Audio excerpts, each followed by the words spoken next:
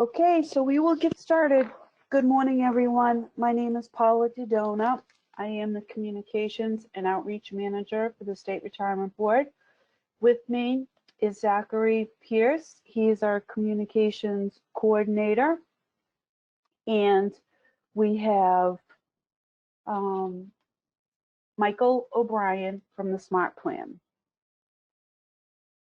So with that, we'll get started. Thank you, everyone, for joining us. So up front, I would say if you have questions, please hold them to the question slide, or you can type your question into the question box. You should see that in your panel on the right side. And Zachary will be reading out all the questions once we get to that section. We will be emailing the presentations to everyone that attended today and participated. We will also post a recording of this webinar on our website so that people, if they want to listen to a playback, they can. So let's get started. So we'll go over introduction, eligibility and plan rules, the application process, and post-retirement matters. So just as a general update, I think everyone knows we're in the midst of this COVID-19 pandemic, and our office has been closed. We have two offices, one in Boston and one in Springfield. They are both closed due to the pandemic. So most of the staff, like myself and Zachary and Mike, we're all working remotely. Please note that the issuance of regular monthly benefits are continuing without delay. The next pension payment will be direct deposited, and it's direct deposit on the last day of the business month, which will be May 29th. For regular updates about the State Retirement Board operations and how to reach particular staff, please go to our website, mass.gov/retirement. Look at the top of the page. There is an alert highlighted in yellow, and it says MSRB update and staff contact information. So thank you for that. So we are governed by Massachusetts General Law, Chapter 32. The Retirement Board consists of 5 members, and it is chaired by State Treasurer Deborah Goldberg. We're in a defined benefit plan, so the calculation is our years of service multiplied by our age factor, multiplied by our salary average. As of last fall, there were nearly 153,000 members in the Massachusetts State Employees Retirement System, of which nearly 88,000 are active members and 65,000 are retirees and beneficiaries. So let's talk a little bit about the eligibility and plan rules. Membership is mandatory until you separate from your state service, which means you would have to either quit your job, retire, or if you are removed from your position. So mandatory means that you will see a retirement contribution taken out of each biweekly paycheck, and that contribution gets deposited into your retirement savings annuity account. The contributions that we all contribute are not managed by the State Retirement Board. They are invested and managed by the Pension Reserve Investment Management Board, also known as PRIM. They have a great website that you can go to find out information about the pension fund, and that is mapension.com. As we said, membership is mandatory for all, which means contributions for all are mandatory. As public employees, we do not pay into Social Security, so this is our retirement savings. For those of us hired on or after July 1st, 1996, we contribute 9% of our annual salary up to $30,000. Once we reach the salary of $30,000, we contribute an additional 2%. So it's 9% plus 2%. State police officers contribute a standard 12% rate.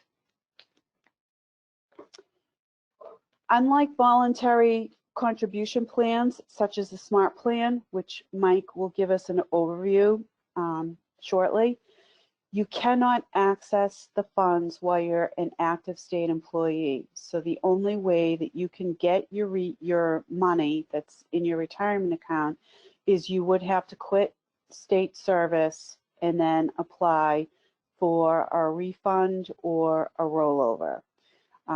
Even in these times, you know, we get a lot of inquiries. People want to make a hardship loan against these contributions, and it's mandated by Chapter 32 law that these funds cannot be accessed for any reason unless you quit your job. So if you do leave your job and you want to take a lump sum withdrawal, you could take a direct refund. But remember, the contributions that we contribute are before tax. So if you take a refund, there will be 20% federal tax withheld from your refund check. And depending upon your age, usually if you're under age 59 and a half, there would be an additional 10% IRS penalty. You could roll the money over to another pre-tax financial institution, or you can other financial institutions, but you would need to consult with your own personal financial advisor or tax advisor. Board staff are not qualified or authorized to provide you with any advice on what you should do with the money. So if you should leave your money in the state system when you separate from service, so say you're a state employee, you decide you want to go work in the private sector for a while, you get a private sector position, you don't have to take a refund of your retirement contributions. You can leave the money in your account, and your account will gain interest up to 2 years. After you've been gone for 2 years, you'll receive a letter from the State Retirement Board letting you know that your account is frozen. It will no longer accrue interest, but you're not going to lose any money. If you are involuntarily separated, which, you know, if you're furloughed, or you have 10 or more years of creditable service and you take a refund, you would receive your contributions plus the regular interest rate, which is 0.01%, and that's designated by the local banks. If you voluntarily resign with less than 10 years of service, you would receive your contributions plus 3% interest. So members hired before April 2nd, 2012, and who withdraw their contributions will be considered new members should they enter later return to state service. So what that means is April 2nd, 2012, there was pension reform done by the legislation, and so there's different criteria for those of us hired before April 2nd and those of you hired on or after April 2nd to retire, and we'll get into that in a little bit. So for those of you who were hired before April 2nd, 2012, if you quit your state job and take a complete refund of your money, and then you later return to state service and you want to buy back those creditable years of service, you can do so, but please note that your hire date will not be backfilled, will not be backdated. So your hire date will remain the date that you currently re-entered into service. And that matters when it comes time to retire, which we'll explain in a moment. So creditable service, what does that mean? It takes 10 years of full-time creditable service to be eligible or vested to collect a state pension. So for those of us that work full-time and we contribute out of each paycheck into our annuity savings account, for each year we earn 1 year of creditable service, and usually it takes full-time employees 10 years of working to become eligible to collect a state pension. If you're employed on a less than full-time basis, and we do have a lot of state employees that work on a part-time basis, you will earn a prorated amount of service. So for example, if you work 6 months out of a year instead of the whole year, it would take you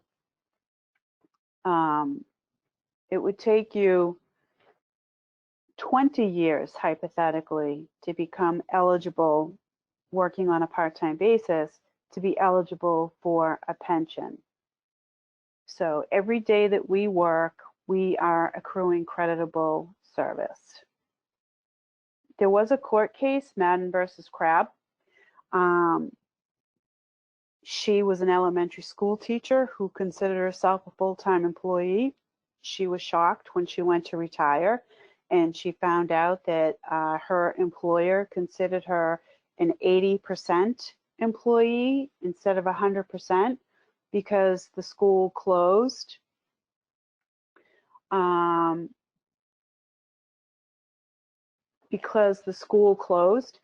During July and August for summer vacation. So she fought it and she won. So what that means for all of us is that if we worked any part-time service on or before January 28, 1993, that part-time service might be credited to you as full-time service, provided you paid into the retirement system, you didn't take a refund, or if you took a refund, you completed the buyback before January 28, 1993. So when you're getting ready to retire, if you think you have part-time service, you can just alert the retirement board. Creditable service purchases, also known as buybacks. In some cases, you may be eligible to add to your creditable service with a buyback of prior service. In order to do so, you must be an active member in service at the time of your buyback application. You must complete and submit a buyback application to the board. And please mail all correspondence at this time. Please send it to our Boston office. We are receiving mail and processing mail that we get in our Boston office. All service purchases or buybacks must be paid in full prior to receiving a retirement benefit. Now that doesn't mean if you're halfway through paying back a buyback that you can't retire. It just means that if you're in the middle of a buyback and you have to suddenly retire, you can retire, but you will just get credit for the service that you bought back, and the service that you have not yet bought back, you will not get credit for that. So common types of service purchases is refunded prior service. So that's really the most common one. State employee quit the state job, they took a refund of their retirement annuity account, then they returned to state service and want to buy back that time. In some cases, well, in all cases, services to another Massachusetts public retirement system. So it could be a city, town, municipality. There are 106 public retirement systems in the state of Massachusetts. Out-of-state teaching in some cases, and contract service. The maximum amount of contract service that you might be able to buy is up to 4 years. And the contract service being purchased must be immediately precede membership into the state retirement system with no more than a 6-month break in service. And the position must be substantially similar. So say you're an accountant and you work 6 years as a contractor and accountant. Your supervisor comes to you and says, hey, I've got great news. I can hire you as a full-time state employee. You accept. You work 10 years as an accountant. You become vested or eligible to collect a state pension. You can then, once you become vested, submit a contract service buyback request form to try to buy 4 of those previous contracted service years. Only the buyback department can let you know whether or not the service you wish to purchase is eligible. Each and every buyback form that's submitted to the office is carefully reviewed, and then applicants are notified via a written letter from the buyback department as to whether or not the service they wish to purchase is eligible to be purchased. Veteran service, the maximum amount of military service that can be purchased is up to 4 years. Folks must qualify as a veteran as defined under Mass General Law, Chapter 32, Section 1. If you take a look at the Retirement Board Veteran Buyback Form, on the instructions page, it does list the requirements to qualify as a veteran. Veterans who also have active reserve or Mass National Guard service may be eligible to receive up to 1 year of creditable service for every 5 years of National Guard and Reserve service. So the buyback department is very busy, as we all are. Those of you that are currently in a buyback contract right now and you're making payments via personal checks, please note that we are receiving our mail in Boston, but there is only a handful of staff that are processing the mail. So it might take a little longer than usual for your personal check to be cashed, but it will. We really appreciate your patience while we continue to review the current backlog of service purchase requests. And the best way to communicate with the buyback department at this time is through email. Their buyback at tre.state.ma.us. As of last summer, the average retirement allowance was $37,732 annually. There are 4 types of retirement: a regular superannuation, accidental disability, ordinary disability, and a termination retirement allowance. It's important to note that those of you hired on or after April 2nd, 2012, due to pension reform, you folks are no longer eligible to apply for a termination allowance. So here's a great slide. It shows the difference between those of us hired before pension reform took effect on April 2nd, 2012, and those of you hired on or after April 2nd, 2012. For those of us hired before, we must be at least age 55 with a minimum of 10 years of creditable service, or be any age with a minimum of 20 years of creditable service. Our pension is calculated using our highest 36 consecutive months salary, highest salary average, and it's the base salary. It does not include any overtime or per diem unless you are in a union position and your union contract negotiated specifically for that.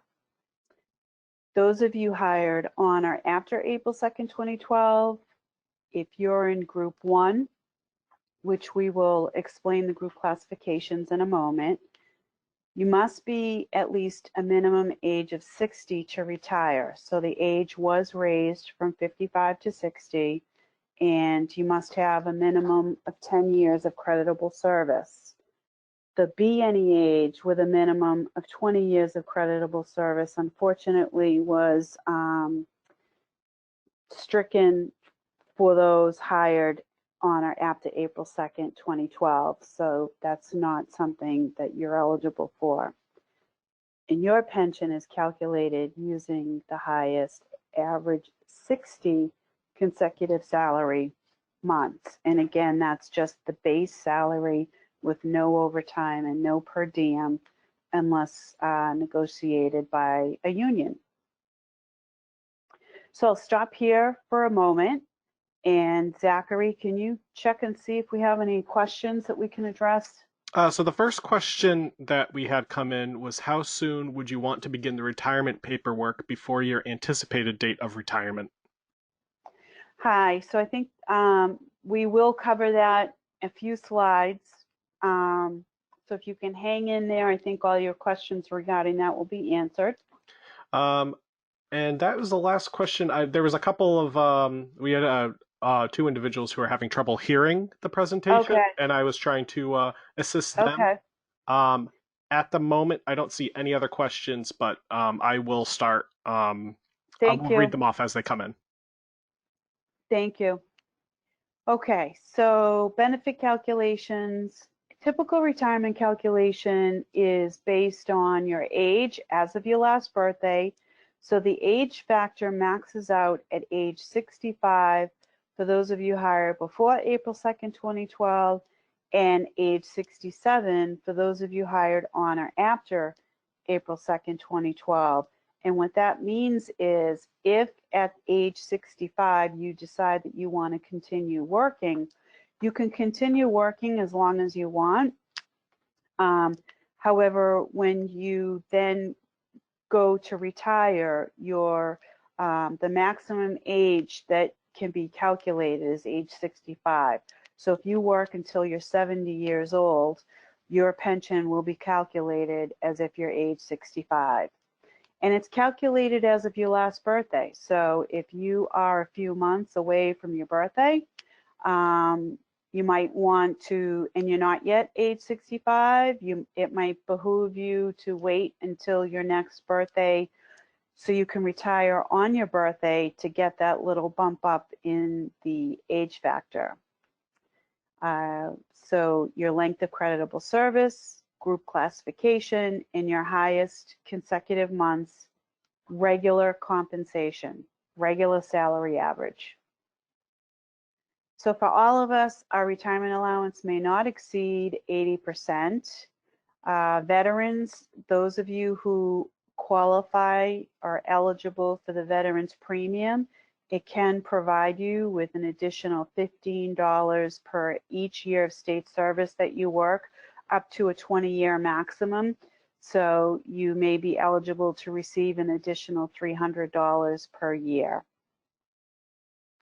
So here's the group classifications. Group 1 is officials and general office employees. So anyone working in an office or an elected official, we're all Group 1.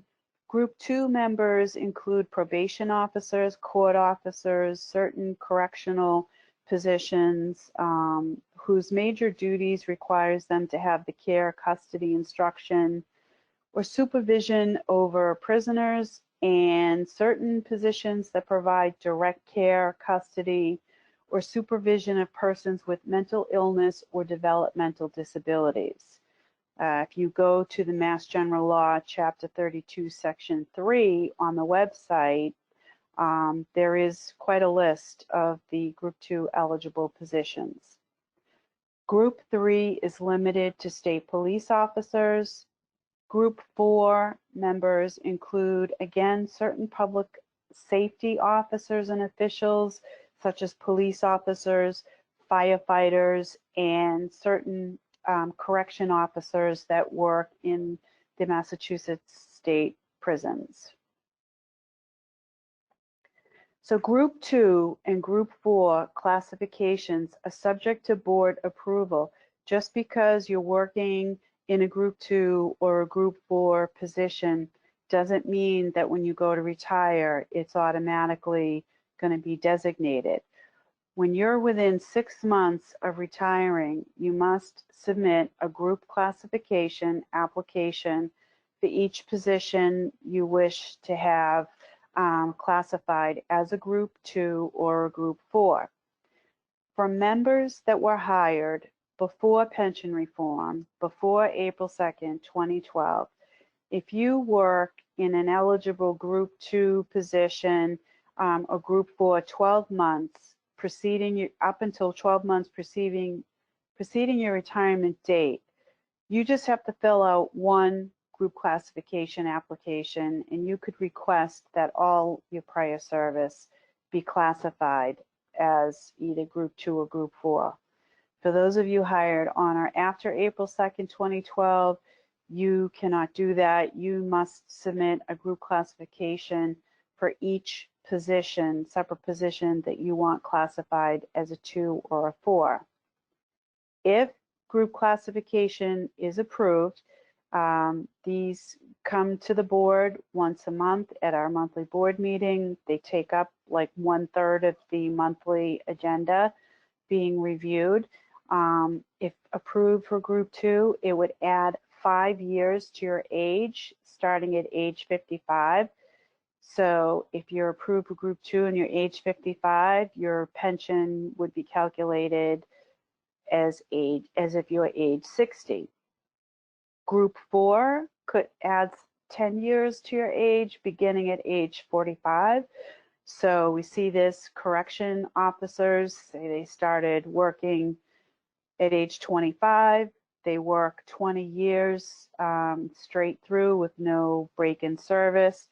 At age 45, they may be eligible to retire with 20 years of service, and 10 years, if they're approved, would be added to their age, so their pension would be calculated as if they were age 55.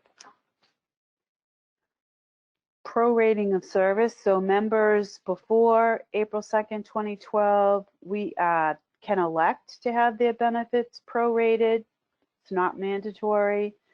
Those of you hired on or after April 2nd, 2012 must have your service prorated based on your group classification. So an example, when I started working the state, I worked for a state hospital, and I was on a locked unit for 2 years providing direct care of folks with mental incapabilities. Those 2 years I hope to be classified as Group 2. The rest of my career I work in an office, those years would be classified as a Group 1. So when I go to retire, I would request that the first 2 years that I worked in a Group 2 position would be calculated by adding 5 years to my age. Those of you hired on or after April 2nd, 2012, you have to have all of your, you have no choice. You would have to have your service prorated. So here's a typical retirement. Patricia's 55. She's a member of Group 1. She has 20 years of creditable service. Her salary average is $55,000 a year, and she's seeking a regular superannuation retirement. So if we look at the bottom of the slide, we take her 20 years of service multiplied by her age factor, which the age factor for 55 is 0.015. It tells us that she's eligible for 30% of her annual highest salary average of $55,000. So if Patricia was to retire today, her annual pension would be $16,500 a year, and this is the gross amount. It is before federal taxes are withheld, and it is before any group insurance premiums are deducted. Ava is 55, but she's a member of Group 2. So Ava works in a Group 2 position where she's providing direct care custody to people. Same as Patricia, she has 20 years of creditable service. Her salary average is $55,000 a year, and she's seeking a regular superannuation retirement. But because she's approved for Group 2, we're going to take her 20 years of service multiplied by her age factor. Her age factor is going to be raised from age 55 to age 60. So her age factor will be 0.020. So she will be eligible for 40% of her salary average, $55,000. And she qualifies for the veterans premium, so she's going to get an additional $300 a year. So her annual pension gross amount will be $22,300. So out of that, she will be liable for federal tax, and she will be, if she chooses to be insured under group insurance, she will have to pay her insurance premium out of that. So we'll stop here and take some questions. So one question, if you go off the books for 6 months at a time, does this change your retirement date? Yes, so if you go off the books for 6 months at a time, you're not making contributions into your retirement account. When your paycheck is not making contributions into your retirement annuity savings account, you're not earning creditable service. So if you work part-time, if you work 6 months a year, it would hypothetically take you 20 years to be eligible to collect a pension versus those that work full-time. So the next question, if you were hired before April 2012 and then took a break from service but didn't get a refund, how is it calculated? So the good news is if you left state service and you were hired before the pension reform and you did not take a refund, you will be able to retire at age 55 as long as you have a minimum of 10 years of service, or you can retire at any age if you have 20 years of service. And if you decide to return to state service, you would just start contributing to your retirement account again and pick up where you left off. We have a few people asking about how to calculate the age factor. So the age factor is a number, it's on the back of the charts, which we will email out either today or tomorrow. Everyone that participated will get the retirement calculation chart on the front. If you look at your years of service with your age, where the two numbers meet is what your percentage that you're eligible for your retirement now. If you flip it over on the back and want to use the formula that we had here, the age factors are listed there. The age factors are also listed in our retirement benefit guide, which can be downloaded from our website. I started as a corrections officer in March of 1998 and until 2017 when I went to a Union Group 1 position until January 2020, at which time I became a manager. Would I request various groups for this, and would that be blended time if I went 32 years, age 55? Yes, you would definitely want to request them to calculate individually. So you'd want to apply group classification to each position that you worked Group 2, since you're not currently working in a Group 2 position.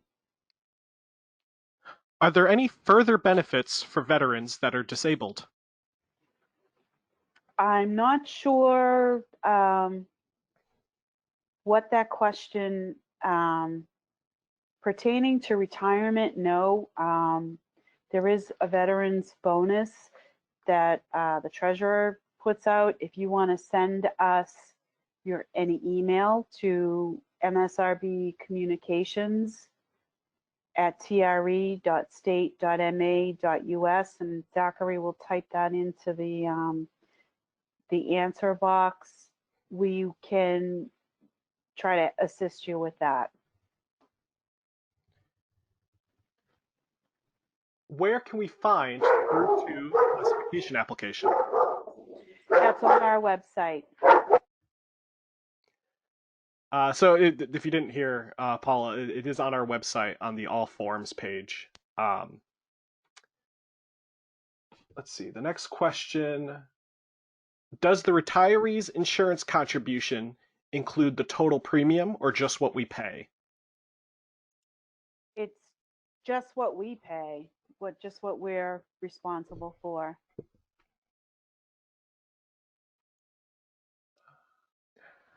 I got divorced in 2012. I have a qualified domestic relations order, a quadro, where the former spouse will get a percentage for only the years we were married and no percentage for the years after. It's called a marital covation, is what they say. What type of documentation is required when I apply for retirement? So that's a great question. And anyone going through a divorce or has completed a divorce, if you have a qualified domestic relations order, which we call quadro or DRO, you want to make sure that you mail a hard copy of it to the retirement board.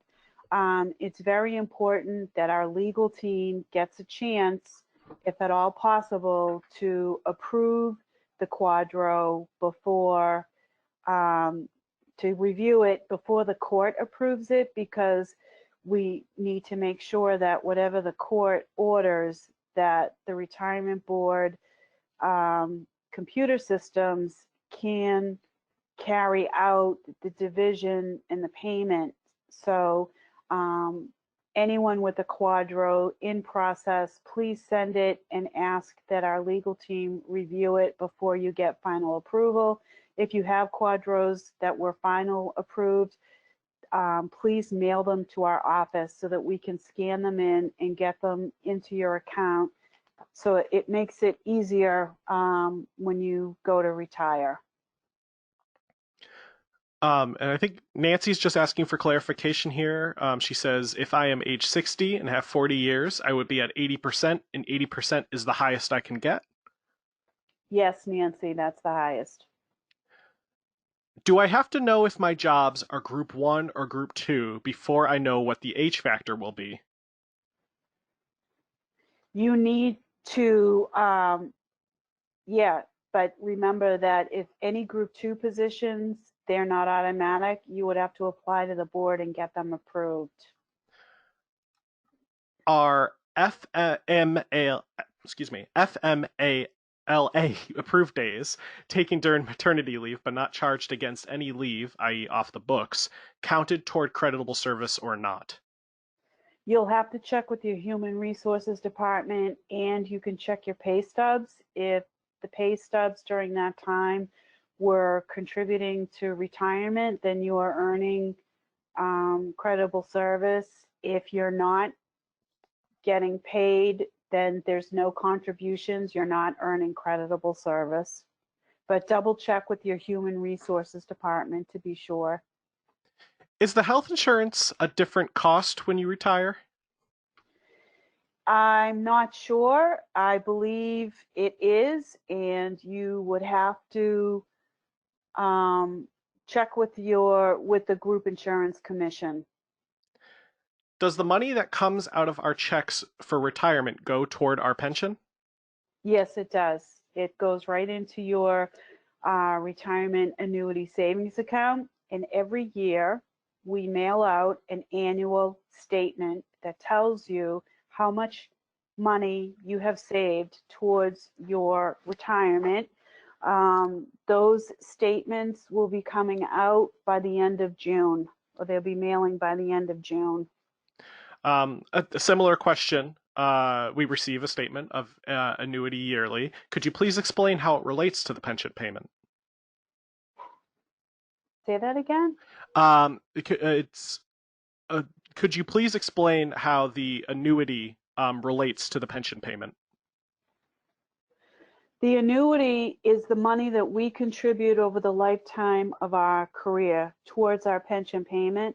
It's only one part of our pension. The rest of the pension is kicked in from the Massachusetts Pension Fund. The two are blended together to come up with our annual pension. And the last question I see here at the moment is retirement your best 3 years or last 3 years? It's not. It's the highest consecutive 36-month salary. So if you worked 40 years and 20 years ago you worked in a position, that's where your highest 36 consecutive months is. That's what we use to calculate it. And at the moment, that's the last question, but I'll keep looking for questions as they come in. Thank you. Accidental disability is employment related. The calculations are based on 72% of the salary on the date of injury or the last 12 months working average plus the annuity. This pension is not federally taxable. Ordinary disability is non-employment related. And if you are not yet age 55 and you find that you need to retire for health reasons or something else, you could apply for an ordinary disability. You must have 10 years of full-time creditable service to be eligible for an ordinary disability. For veterans, regardless of their age, if they're approved for an ordinary disability, it would be 50% of their last year's salary average, and it would be calculated as if they took an option A. Non-veterans, your age would be raised to age 55, and then your pension would be calculated under a regular superannuation retirement. This pension is federally taxable. Accidental or ordinary disability retirement, there is a lengthy approval process. There are examinations required by independent physicians. All the documentation goes before the board, and the board reviews and decides, and sometimes PARAC, they get involved. They oversee the retirement board. Those of you with a current disability application pending, medical panel examinations have resumed via records review or teleconferencing. They were stopped entirely because no one could go in person, but now they're doing it on a very limited basis. If a member consents to having their case reviewed via a records review or a teleconference, they can do so. They can, if they have any questions, they can email Kate Hogan at PARAC. The disability unit at the retirement board is continuing to submit requests for medical panel examinations for disability applications which have met the required criteria. So hopefully it'll reduce any further delay as PARAC and the rest of the world start ramping back up to normal. So termination retirement allowance, again, those of you hired on or after April 2nd, 2012 would not qualify due to pension reform. This requires that a member have at least 20 years or more of full-time creditable service and have been involuntarily terminated at any age, or they can have 30 years or more of creditable service, but they must be under age 55. So A termination allowance is calculated using 1/3 of your 3-year highest salary average plus your annuity. So this pension would usually come out to somewhere between 42 and 48%. This provision is only available to members who entered into service before April 2nd, 2012. Members 55 or over are eligible if involuntarily terminated with 20 years or more of service. Members over 55 with 30 years of service are not eligible. If you accept an incentive payment to retire, it will disqualify you for being eligible for a Section 10 retirement. So if you find yourself in the situation that you're being laid off or let go, and you're being offered an incentive to retire, you might want to check in with a retirement counselor at the retirement board to review your options. Sometimes if you decide to retire, depending at what point your age and your years of service, a termination allowance might provide you with a higher pension benefit than a regular allowance. So definitely be careful about accepting any incentive to retire, and just make sure that you review your options before you make a decision. So option D is a benefit for active employees. It is a benefit should the active employee pass away while they're still actively working. It would provide a pension benefit, a lifetime pension benefit to one beneficiary. The beneficiary can only be a spouse, unmarried ex-spouse, a child, a sibling, or a parent. The active member must have at least 2 years of creditable service to apply for an option D. The option D form is posted on our website under the All Forms section.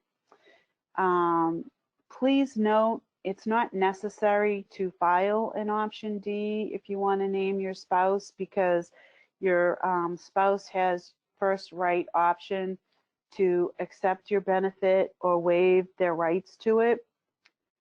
The form must be witnessed by someone other than your option D beneficiary designated on the completed form.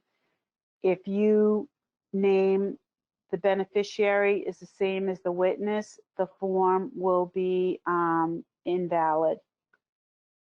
If upon an active member's death, there is no surviving spouse or minor child and no option D on file, then either a lump sum refund of your account will be provided to the beneficiary on record, and that's the beneficiary form that you filled out when you first started working for the state, or a lump sum payment will be made to your estate if you do not have a beneficiary on record.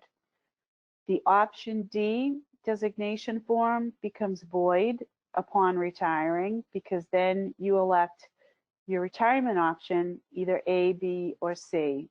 So it makes this invalid. So I am married. I have one child. I have an option D form on file. I name my son as my option D beneficiary. God forbid I should pass away while I'm an active employee. My husband would submit a copy of my death certificate to the retirement board, and then they would ask my spouse, John, whether or not they'll let him know your wife has an option D on file. She wanted your son, John, to get her lifetime pension benefit. But being that you're her husband, you can make the decision. You can waive your right to her pension and let it go to your son, or you can accept the pension benefit and have access to the group insurance, health insurance. If my husband, he's worked his whole life and has his own pension, he could waive it and let it go to my son, or he could say, no, I'm not in a financial position to do that. I need the payment and I need the access to the health insurance. If he were to waive it and let it go to my son, my husband would be waiving his rights to the health insurance. So that's one thing, important thing to note. God forbid my husband and I travel and we both die in an accident while I'm actively employed. My son, John, would automatically, he's the option D on file, he would receive my pension for the rest of his life. So that is the big benefit of that for me, to have that option D on file. My pension benefit is protected. So that is how option D works. Again, the form is on the website. You do not need to file a form if you're going to name a spouse. It's not necessary.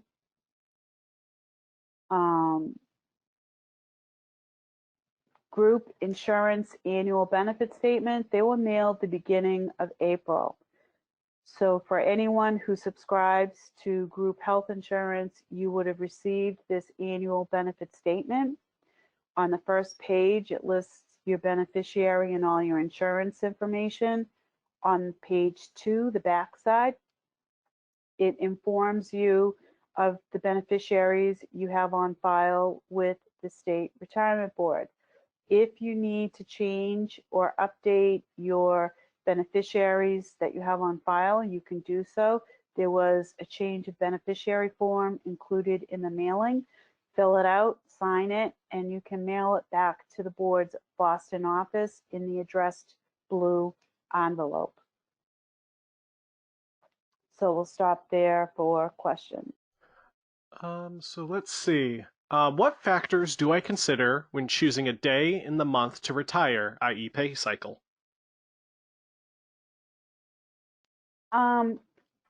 Retirees get paid once a month, and it's the last day of the month, and we've only got one payroll cutoff date per month, and that usually falls in the middle of the month. So I think the best thing to do would be to talk to a retirement counselor that can look you up in our system and look at your individual situation.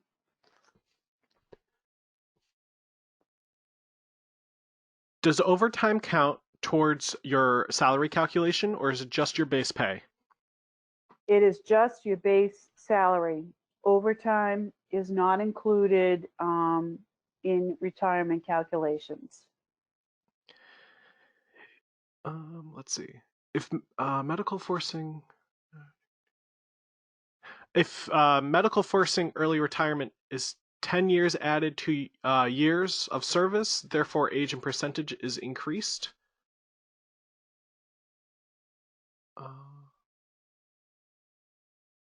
I'm not sure that I understand that question. Yeah. Donna, would you be able to reword that question a bit? And then we'll take a look at it.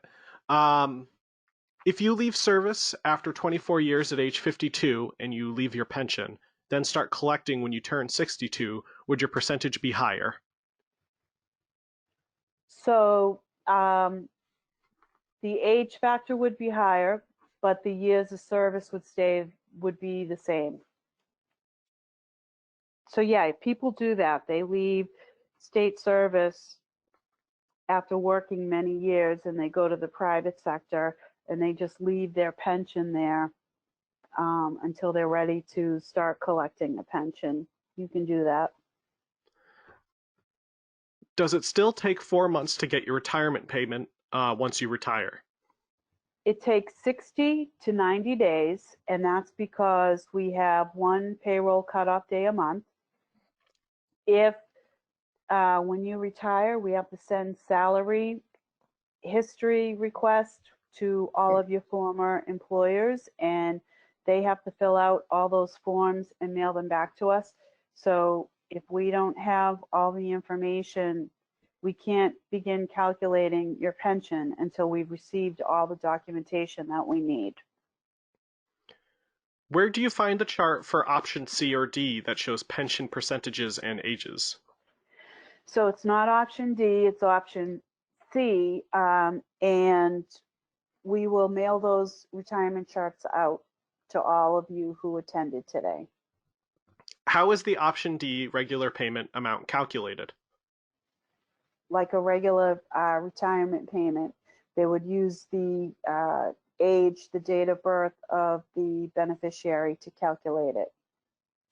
If my son is given option D, can he continue group insurance option for son, not husband? Yes.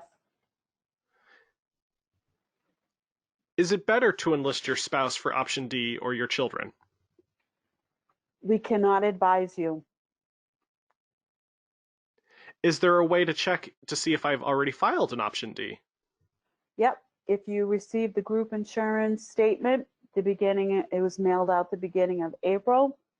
You can look on the back of that statement and it will tell you who your beneficiaries are on file. Do you need to resubmit the form if the beneficiaries' listed addresses have changed?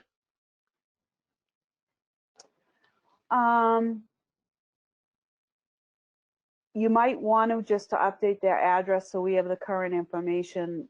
It'll just help us find them quicker. To confirm, only one beneficiary can receive a benefit under option D, correct? Correct. Are advanced degrees and certifications factored in your retirement? No, it's just your base salary, your highest base salary, average. Can you outline option A and C for retirement? My spouse will receive Social Security, and I'm not sure if A is better than C. I will. In a couple slides, we're almost there. Can a secondary beneficiary be designated for retirement funds? That depends. I will explain the retirement options in a couple of slides. Does health insurance depend on the number of years of service, or is it the same once vested?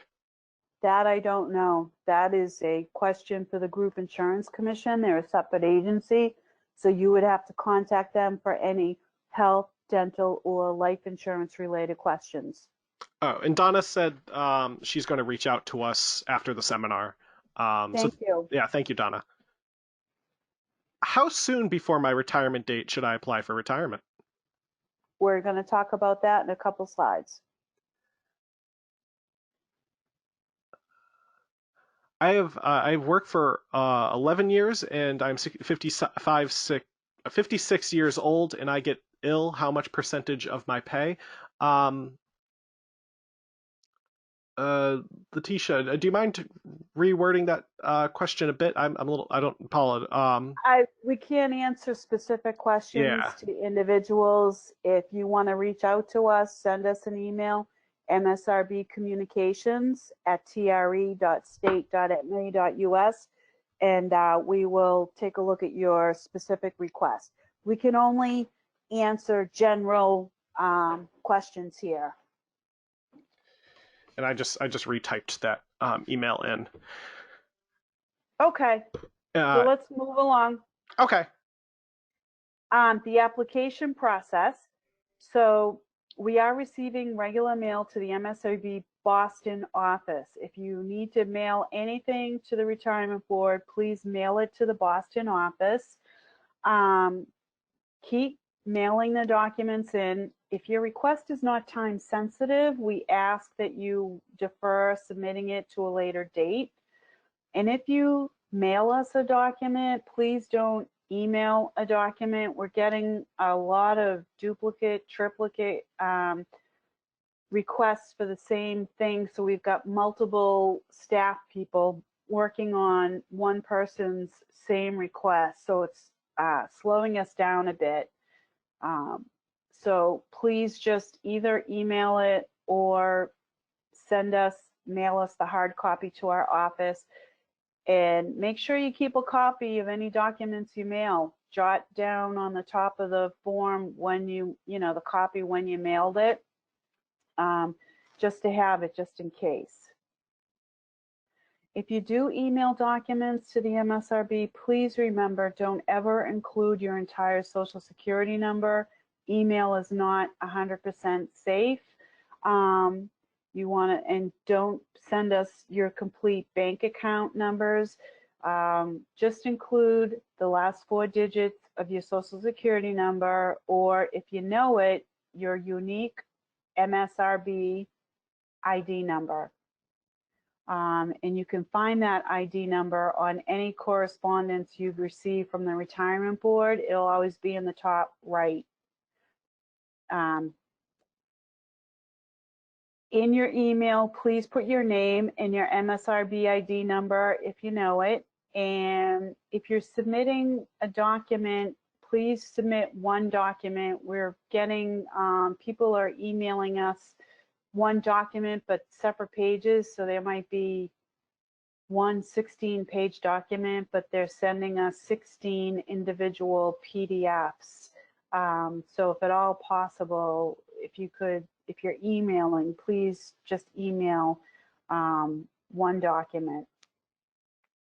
So you can file your retirement application up to 120 days before your retirement date or 60 days after your last day on payroll.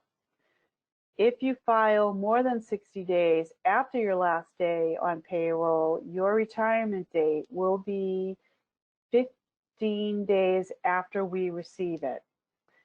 You can withdraw your retirement application anytime up until the day you decide to retire. So say you're going to retire August 31st. You get to August 31st and you decide, you change your mind, you want to withdraw your application. We need a letter in writing to withdraw your application. So for that reason, no changes can be made after your retirement date has passed. So if you're scheduled, if you want to retire August 31st, 2020, you can withdraw your application up until that day. Once September 1st hits, you're locked in, you cannot make any changes. For these reasons, board staff does not begin processing your retirement application until the day after your retirement date has passed. So while you can send your retirement application to us 4 months in advance, we do not begin processing it until after your retirement date has passed.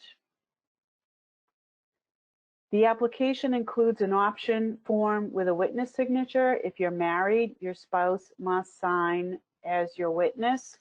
If you're not married, you must have someone sign, a friend or another relative. It just protects you and it protects the retirement board. There is a W-4P federal tax withholding form that you'll need to fill out. Direct deposit form. Direct deposit is mandatory, so we'll need that filled out. And if you think you want to be able to file updates and change your information electronically, such as your address after you retire, you can fill out that authorization for filing information electronically page. And we just need copies of required documents. We don't need originals, and it could be birth certificate, marriage certificate. It varies for each option. So here's the retirement options, A, B, or C. Option A would leave no survivor benefit. You would receive the maximum benefit. It's factored as of your last birthday, and all benefits cease upon your death. A final check may be issued at the time of your death and be payable to the estate depending upon the time of the month. So because we're paid once a month, depending on which day in the month we pass away, it might turn out that our estate has to pay back some funds, or the retirement board has to pay the estate some funds before they can close out your account. Option B protects the annuity, and there would be a 1 to 5% reduction in your monthly benefit just to make your annuity savings last longer. So if you remember our annuity savings each month in retirement, when we collect our monthly pension benefit, part of that money was withdrawn from our lifetime savings in our annuity account.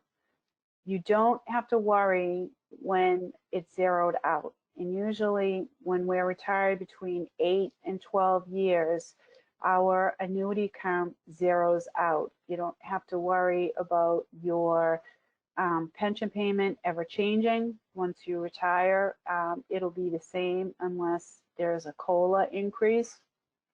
But any beneficiaries that you name under an option B, there might not be any money left in your annuity account for them to receive a lump sum payout. This is a lump sum payout. There is there's no lifetime pension option under option B.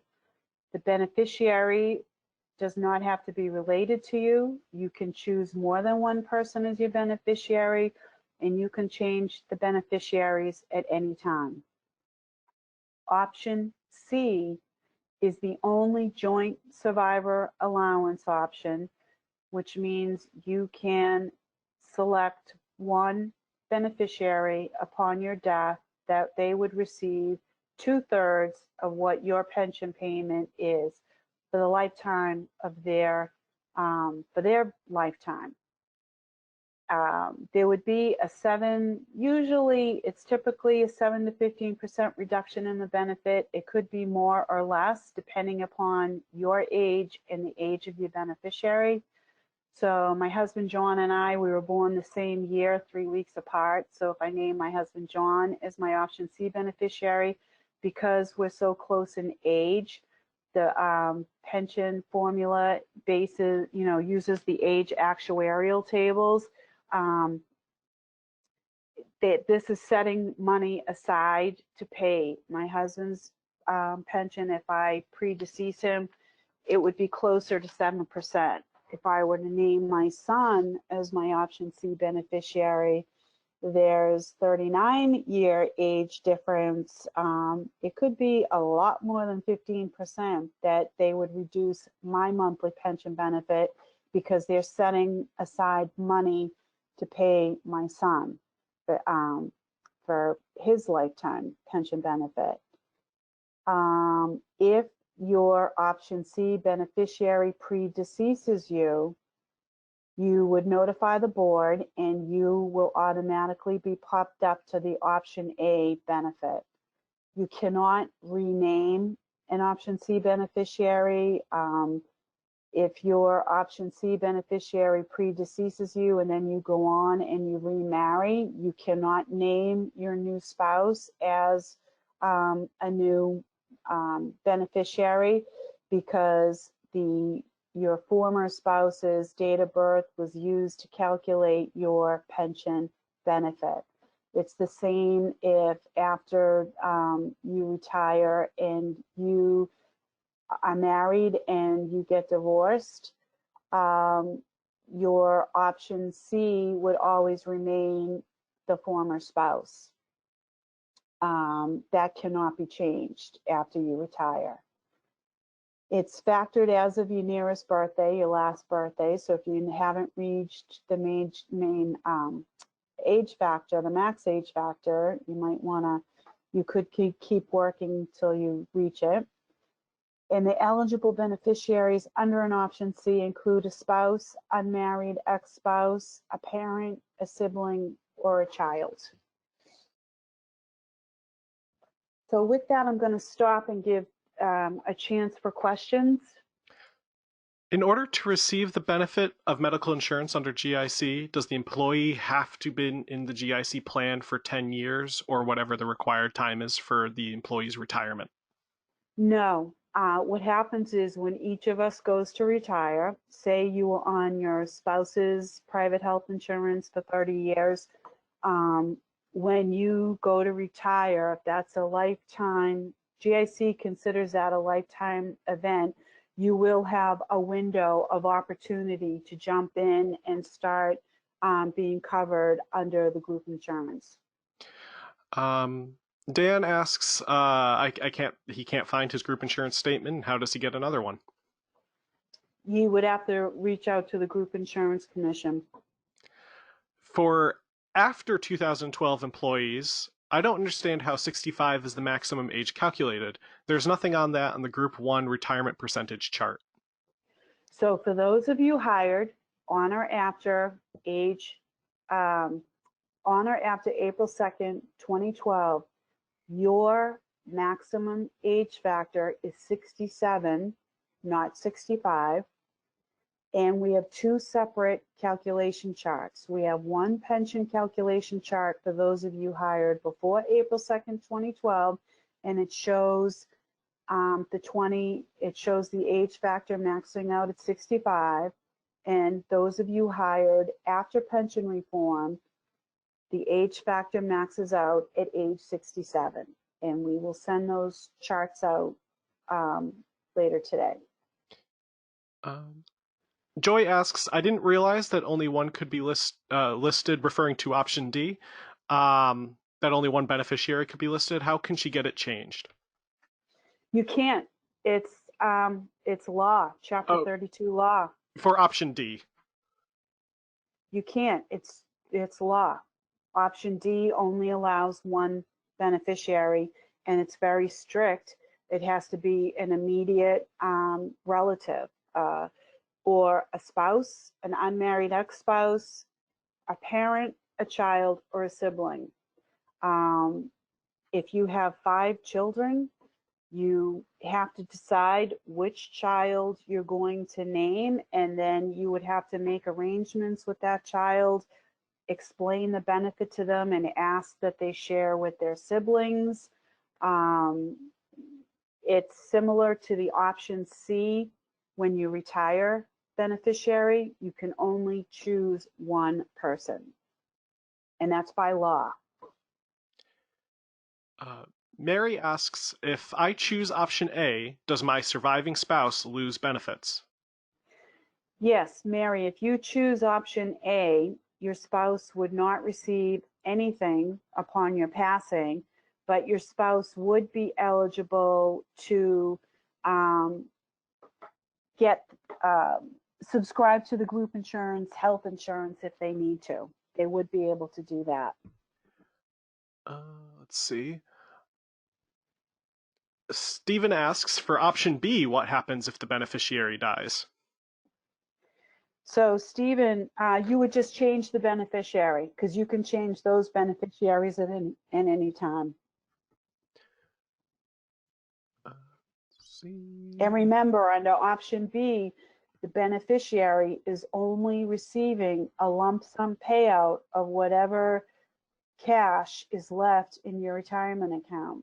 So if you've got 3 children, you can name the 3 children as your option B beneficiary, and you would have to select that the 3 of them each would be selected as a primary, and then for percentage, you'd have to put 33.33% to each child, and then God forbid a child passes, you could update the form and then have the 2 remaining, change them to 50%. Can you please explain the window of changing from spouse employer-based health insurance to retirees GIC health insurance? I can't. That's a group insurance matter. You would have to reach out to them about, when you go to retire, you would have to contact the Group Insurance Commission and let them know that you're planning to retire and you wish to subscribe to health insurance now. Let's see. Nancy asks, if I picked option A and pass in 6 months, what happens to the money that I paid into the retirement board? That goes in back into the general pension fund. Option A, you have no beneficiaries, so that money that was in your annuity savings, goes into the general pension fund. Joy clarified on her question for the option D. She said that she sent in the form with 3 listed. It will be rejected. It'll be rejected. Arthur asks, is it possible to get the formulation for option C? The website is challenging to use for figuring out multiple retirement date options. What you can do is you can send us an email to SRB, which is State Retirement Board, srb@tre.state.ma.us. And if you're planning to retire within the next year or two, you can request a pension benefit estimate. Put that in the subject line of your email.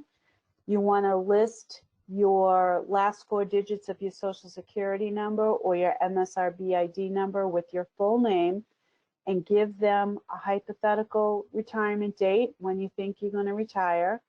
And if you have a person that you may be naming as your option C beneficiary, include their date of birth and request a pension benefit estimate. And what they'll do is they will add you to the list, because we get these all the time, and they will mail an estimate to your house.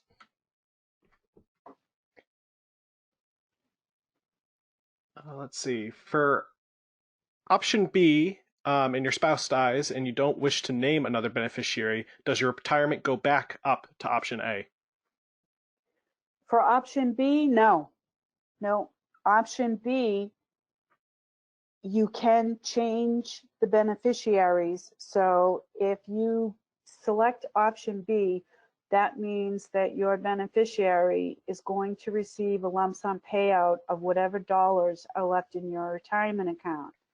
So if an option B beneficiary predeceases you, you can name someone else to get that lump sum payout. And again, that balance usually zeroes out somewhere after 8 to 10 years of being retired.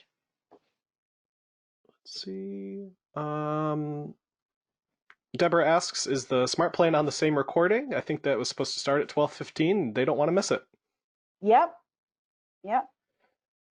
They are here. They're waiting, standby. So let's continue here. And then anyone who has questions, we'll put up the slide at the end with how to reach us. If you send Zachary and I your questions, or you can send them to the main mailbox, we will get back to you. So post-retirement matters. There has been a cost of living adjustment for retirees for the last 9 years. And it's been the same for the last 9 years. There was a 3% increase of the first $13,000 of a retiree's pension. So current retirees receiving a COLA adjustment of $32.50 a month, or for a maximum of $390 a year. The retirees will be eligible for a COLA on July 1st of the second fiscal year following the year in which they retired. So anyone who retires before June 30th, 2020, if a COLA is approved by the governor, you would first be eligible for that July 1st, 2021. Again, the COLA is done by the legislature. It's a line item in the governor's budget. So if you have any feedback you'd like to offer about the COLA, you could reach out to your local senator or representative or the governor's constituent office. Taxes on your pension. We do not pay any state taxes if you retire in Massachusetts, New Hampshire, Florida, Nevada, and a couple of other states that are listed here. If we all have to pay federal taxes, you want to make sure that you check the place where you're going to retire to see how their tax laws will impact your pension. I know people moved to Maine and they were dismayed to learn that Maine charged an 8% income tax on public retirements, pensions. And the Maine now it's before their legislature to try to do something about that to change it. So you want to be very careful, especially if you're moving abroad, overseas. Make sure you consult with a tax consultant or a personal advisor, or research the tax laws for where you're moving to, so you're fully aware of how their tax laws will impact your state pension. Upon retiring, let your survivors know they need to contact the State Retirement Board immediately to stop the direct deposit of your pension payment into your account. Please note that any money that is deposited after the day that you passed away would have to be paid back to the Retirement Board. If you have adult children or a friend or a spouse on your joint checking account where your pension payment is being direct deposited, you want to explain to them how it works and let them know that any money deposited in there after you pass would have to be paid back. There is a current court case. Adult child did not notify the board of a parent's death. The check kept going into the account, and now the retirement board has to sue this person for over $200,000 to try to retrieve money that was spent that shouldn't have been. So you want to explain to anyone on your checking account that they will be liable for those funds after you pass. Upon your passing, we just need a copy of your death certificate, and then we can carry out whatever retirement option you chose. Group insurance is separate, so they would need to contact the Group Insurance Commission separately to notify them of your passing. Public sector, you can work up to 960 hours per calendar year, or you can earn between the difference between your retirement allowance and the current salary of the position from which you retired. After you have been retired for one full calendar year, you may be able to earn an additional $15,000 beyond the limitations above. It's very important that you keep track of it. If you either reach the 960 hours or the salary cap, whichever you reach first, you need to stop working, or you might end up owing money back to the retirement board. Due to this pandemic, the governor approved Chapter 53, the Acts of 2020. So a waiver has been put in place and allows most public retirees, those collecting a regular superannuation retirement, to return to public positions for the balance of 2020 without restrictions on earnings or hours. The hours worked and earnings received during the COVID-19 state of emergency period, which began March 10th, 2020, will not count against the 2020 limits, but any other service that was worked before and after the emergency period would count towards the annual limits. Disability retirees would be excluded, and they continue to have earnings limits. Retirees should consult with their employers regarding their earning limits on how the legislation will impact it. Retirees should also check directly with appropriate bargaining units. If you work in a union benefited position, as retiree restrictions, other restrictions might apply. You can, this exclusion only applies to public retirees.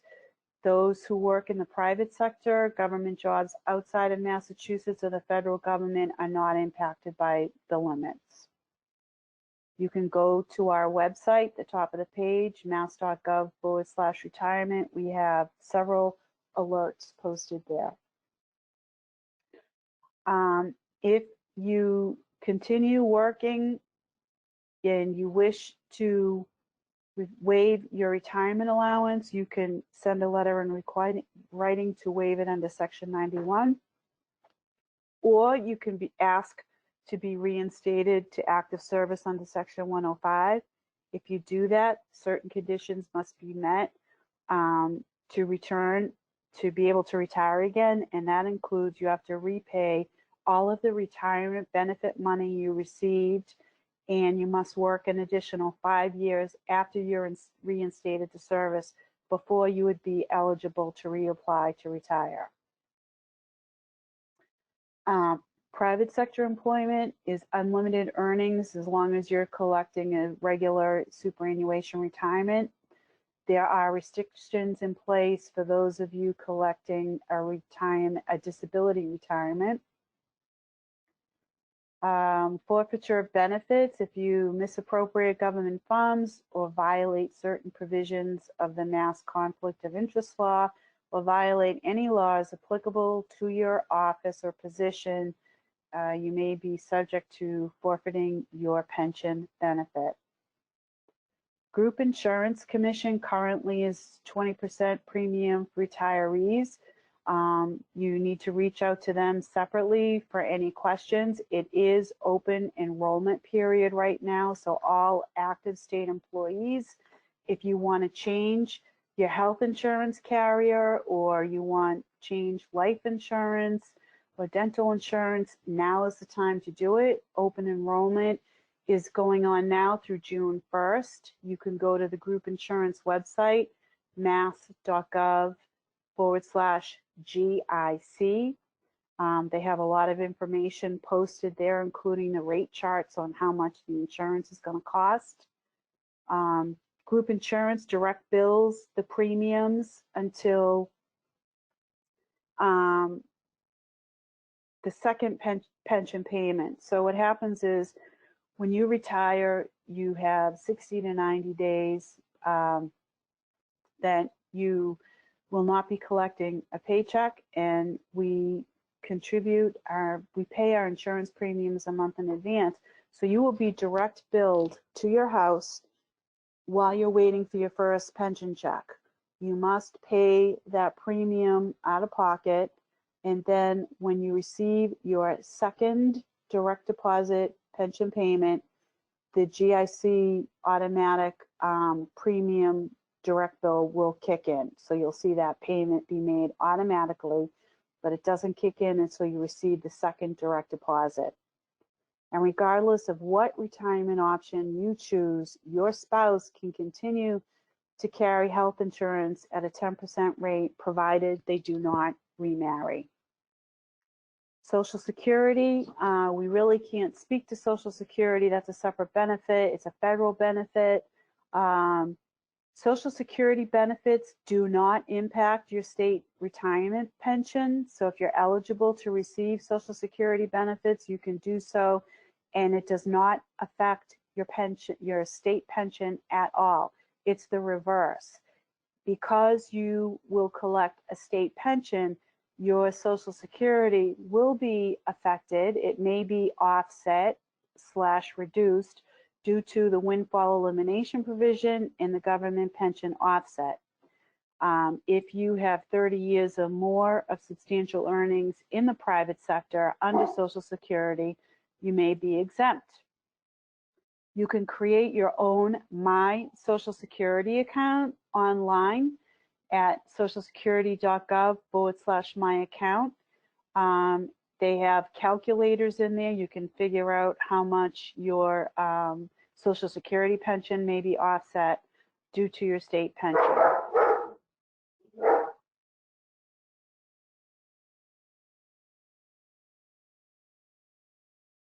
Vacation and sick pay is handled by your department or agency from where you're retiring from.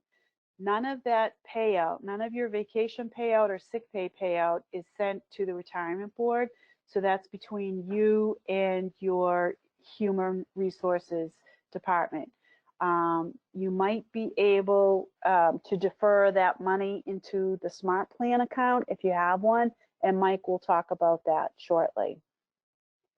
So here's a list of the email contacts, and this list is posted on our website. If you go to mass.gov/retirement, at the top of the page, you'll see a link labeled MSRB update and staff contact information. So here's the specific email addresses to reach out to different departments. The phone numbers are also posted there. We are very active on social media. We have a weekly Facebook Live streaming show on Facebook every Wednesday beginning at 10 a.m. and we stay on until we've answered all the questions. All you have to do is go to Facebook and mass.state.retirement to watch and ask us your questions.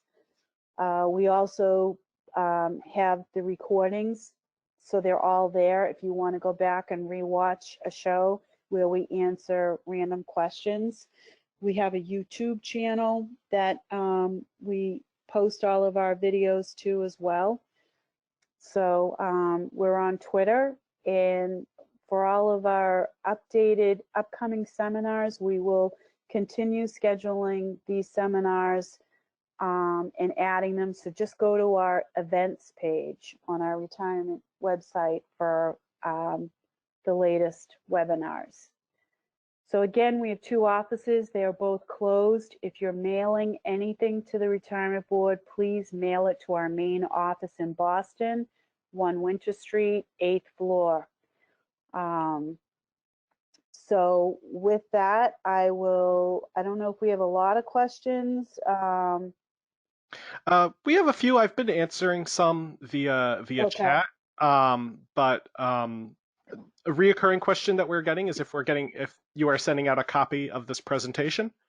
Yes, everyone will receive a copy of this presentation. And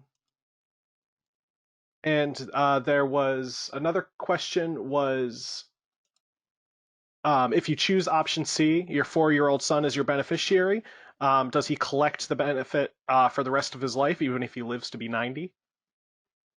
Yes, he does, but it will be a very small one.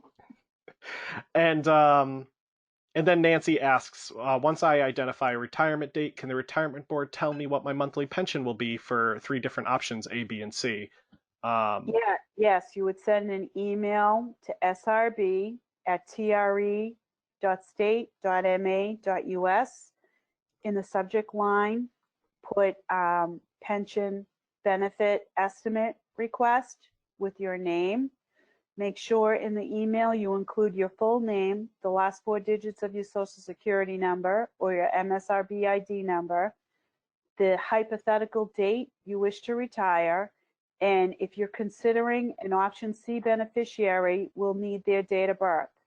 And then a pension estimate will be done and will be mailed to your house.